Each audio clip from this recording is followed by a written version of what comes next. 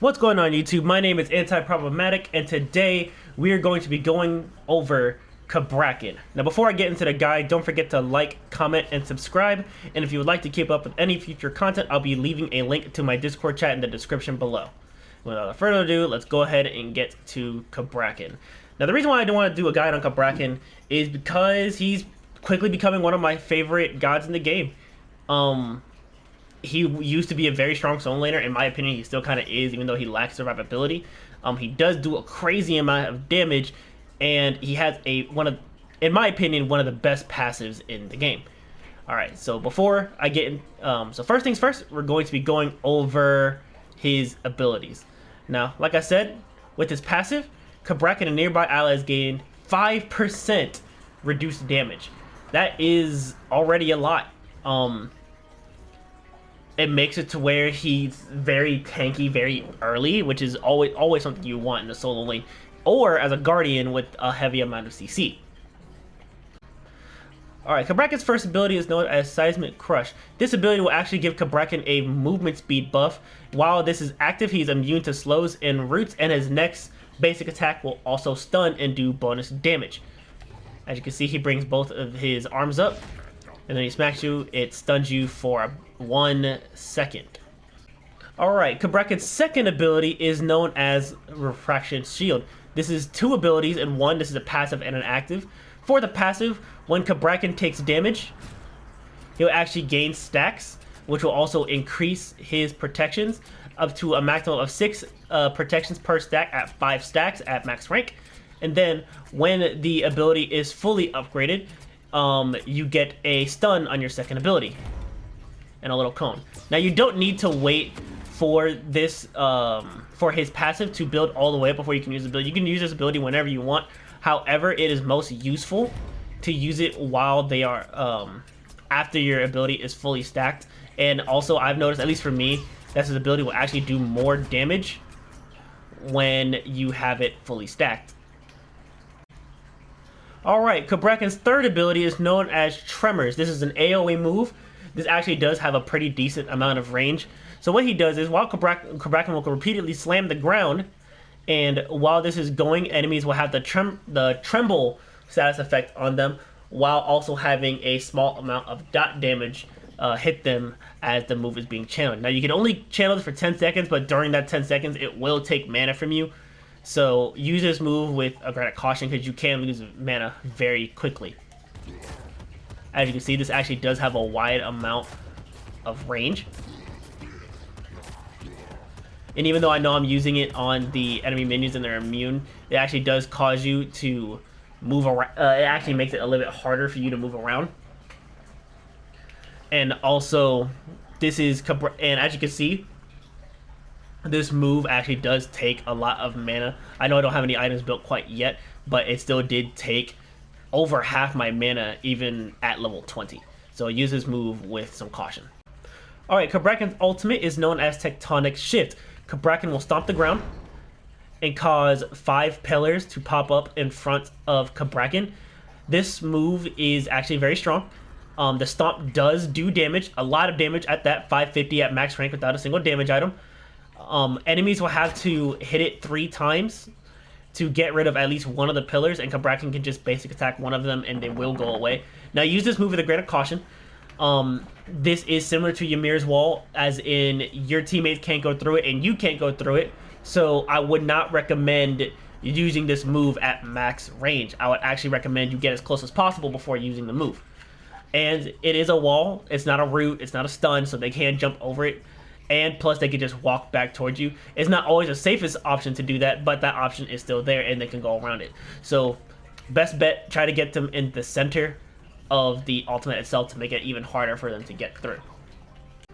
Now as far as game plan for Cabrakan goes, Cabrakan is one of two things. Cabrakan is very tanky and harasses the backline or keeps people in stun lock, or you can actually play this character as an assassin. His damage is very strong, however it does take some time to build this. So I would recommend having more of a hybrid pseudo build over an assassin build, unless you're going into the jungle. What you want to do is that you want to hit them with your first ability, and have this ability casting for as long as possible. And then finally, whenever your passive is up, you want to stun. And that's it. That's all you want to be doing with Cabrakan. Then using your ult as much as possible. Your ult and your 3 work really well together if you have them trapped here, because it's going to be very hard for them to get out. Also, keep in mind that you have damage mitigations. You can take a lot of hits before you go down. Now, that does not mean go crazy and just dive every chance you get, because you need to be sure that your team is set up. You need to be sure that whoever you dive on is either going to die or they can't nuke you before you get to them. Cabrakan doesn't have any run moves, so he cannot get in very quickly, even though his first ability does give him a decent amount of movement speed. At max rank, it does give 35%. So don't be afraid to run in, but be cautious, because this is an all-in character. The game plan for this character, either you're going to die or I'm going to die. Now, as far as Cabrakan's best items, he actually has several. This is actually going to be more of a solo lane build, so I'm only going to be focusing mostly on those items. Now, starting off, Breastplate of Valor is very strong on Cabrakan. His cooldowns are actually okay. They're not unbearable, but having the extra cooldowns early with the mana, especially if your blue gets taken, is very, very strong. As you can see, his first ability is on a 14-second cooldown, and his second ability is on a 10-second cooldown. So if you get stunned, or if you are stopped from using your abilities, you will have to wait a substantial amount of time before you can use another ability. Another great item on him would be Jade Emperor's Crown. Let me go ahead and find it for you right here. Now, Jade Emperor's Crown reduces physical power by 20. This goes really well with his passive, considering the fact that he already has an innate 5% damage mitigations. So this is very strong on him, and it gives you protections against the other solo laner if they're physical, while also bolstering some power and some health. It's very strong all around. Now, another great item on him, Mystical Mail. This works really well with his 3 if you're using his 3 to clear. I actually wouldn't and on that note, I wouldn't recommend using your 3 to clear. At level 1, you want to get Tremors. That's a given. But you want to level your second ability the most, because this has a cone, and if somebody stops you from channeling your third ability, you can just pop your second ability. You'll clear the wave, on top of the fact that if they're standing in front of you and they're being aggressive, you stun them. So I recommend always leveling up your second ability first. As far as other items that are really strong in Cabrakan is Oni Hunter's Garb. If you don't know what Oni Hunter's Garb does, for each enemy guard within 55 units of you, you gain 3% damage mitigation at a cap of 3 stacks. That is an extra 9% damage mitigation, and that does stack with your passive. So if you have that on, that is, what, 15% damage reduction. That is actually very amazing. Now, in my opinion, he actually does have one more must-have card. And no, it's not Void Stone. I understand that Void Stone is a very strong card on Cabrakan, considering the fact that it does reduce magical protection by 10%, making him hit substantially harder. But there is a better item, in my opinion. Now, you don't have to build this item every time, because sometimes going the more tanky route is better. However, this card is very strong on him, and that card is Staff of Meridian. Now, Staff of Meridian gives 110 power, 10% magical penetration on top of 10% cooldown reduction. And if you don't know what this card does, when your ultimate ability has finished casting, your next non-ultimate ability cast within the next 10 seconds will have no cooldown, but will only do 70% of its normal damage and healing. Now, this card gets rid of a big problem with Cabrakan, and that big problem is his CC. Now, the thing about it is that he does have 2 stuns, but his second stun, you only get his second stun when your passive is fully stacked, even though it's a longer stun. And this does the most damage. So, let's say you're trying to attack the back line, or you want to make sure one person can't fight back yet. So, if you have Staff of Meridian on, you can walk out of the jungle, right? You ult, pop your 1, hit them. The second they come out of the stun, hit them again. They hit you. Now you have essentially 3 stuns at your command. That is a lot. That's actually a lot more CC than most gods have in the game. That's very strong, on top of the fact that it hits exponentially hard. Like I said, you don't have to get this item. This is a very expensive item. I would recommend getting this card last or second to last. However, it helps substantially when it comes to team fighting, on top of the fact that it gives a healthy amount of damage. Other items, like I said, Voidstone is very strong. Another good item, at least for damage, is to have Soul Reaver. However, in my opinion, Cabrakan is at his best when he's pseudo-tanky. And I mean 100% pseudo-tanky, which means he has mostly items that will make him hit harder while being able to take damage. Now, as far as the laning phase goes, if you want to take this character into solo lane, obviously you want to start with your generic Warrior's Blessing. If you're unsure who you're fighting in the solo lane, I would recommend just going Warrior's Blessing, getting your refillable pots, and getting multi-potions. Cabrakan is very mana hungry at the very beginning, so this actually helps him a lot, especially when you get your blue. Yes, you're not going to be instant clearing like some other gods can, but his 3 makes it really hard for anybody, and I mean anybody, to clear at level 1. Let me go ahead and show you.